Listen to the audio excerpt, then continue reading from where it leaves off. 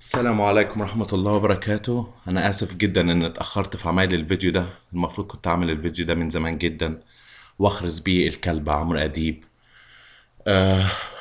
الفيديو دوت انتوا فاكرين يا جماعة أول ما الإشاعة بتاعت عمرو أديب طلعت إن هو اللي فرش الفرشة، وكل الإعلاميين جريوا وراه زي الغنم ورا اللي هو قاله، وشفتوه كلكم لما جاب على الشاشة عندكم في الويب سايت. الويب سايت ديت لا قعدوا يقولوا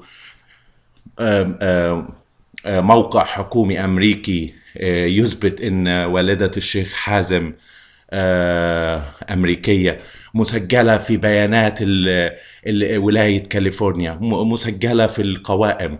ويقول لك نيويورك تايمز according to، يعني بناء على ولاية كاليفورنيا اللي هي ده هي قدامكم على الشاشة، بناء عن ولاية كاليفورنيا تثبت انها عندها الجنسية. معلش انا لسه صاحي من النوم، انا بقالي اسبوع شغال على الموضوع ده اهو. ف وللاسف جه متاخر جدا. كنت ناوي اعمل الموضوع ده، كنت المفروض اعمله من زمان علشان اخرس بيه عمرو اديب وكل الاعلاميين اللي فضلوا يطيروا بالخبر لحد ما شجعوا القرار السياسي، فرشوا الفرشه للمجتمع، مهدوا له، وبعد كده جه التزوير وجا القرار. جه القرار بعديه. المهم عمرو اديب قعد يقول انا مش هبيع عقلي، انا مش هبيع عقلي، انا شفت بعناية الويب سايت اللي هو بيتكلم على ده اهي. ودخل هنا اهو لما اتصل بيه المكالمة من فلوريدا. ودخل هنا اللي هي ده اهي. وفاكرين كلكم لما حط البيانات وقعد يلعب في البيانات، ولو غيرت العنوان مش هينفع، ولو غيرت تاريخ الميلاد مش هينفع.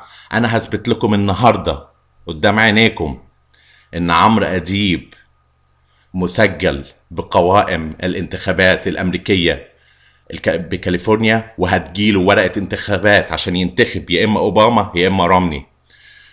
عمرو اديب امريكي يا جماعه، وعايزكم تاخدوا الفيديو ده وتنشروه مش مرة أو مرتين في صفحة عمرو أديب في الفيسبوك.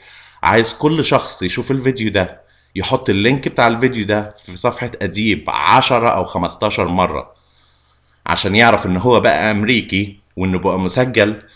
أهو هنحط اسمه أديب، هنحط تاريخ ميلاده. أنا ألفت تاريخ ميلاده، لا باين أنا حطيت تاريخ ميلاده الصح، هو مواليد 63 63 10. ده تاريخ ميلاد عمرو أديب. ويظهر إن عمرو أديب كان ساكن في نفس العنوان بتاع السيدة نوال أهو زي ما انتوا شايفين 844، وتقريبا عنده نفس الزيب كود بتاع السيدة نوال برضو بكاليفورنيا. وهنحط هنا سيرش اهي اي واحد، انا هحط اللينك وعايزكم كلكم تجربوها. ده مش سحر ولا شعوذة. عمرو أديب أصبح أمريكي الجنسية وله الحق في الانتخابات بولاية كاليفورنيا، وله الحق. وشاهدوا ما سيحدث. Registered Party جون 5. عمرو أديب بناء على موقع حكومي رسمي أمريكي يحق له الانتخابات في انتخابات الولايات المتحدة الأمريكية. وعلى فكرة عمر سليمان يحق له الانتخابات، وعماد الدين أديب يحق له الانتخابات. بس ادوني عنوانكم عشان ابقى ابعت لكم البتاع عشان تبقوا تنتخبوا.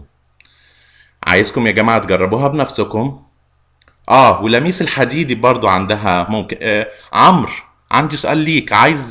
عايزني ابعت لك البتاع على البيت؟ عايز تنتخب في مصر ولا هتيجي هنا في امريكا تنتخب؟ عايزك تنتخب ران بول او انتخب اوباما، معرفش انت عايز تنتخب مين. المهم مبروك يا عمرو، أنت مواطن أمريكي الآن ويحق لك الانتخاب في الانتخابات الأمريكية.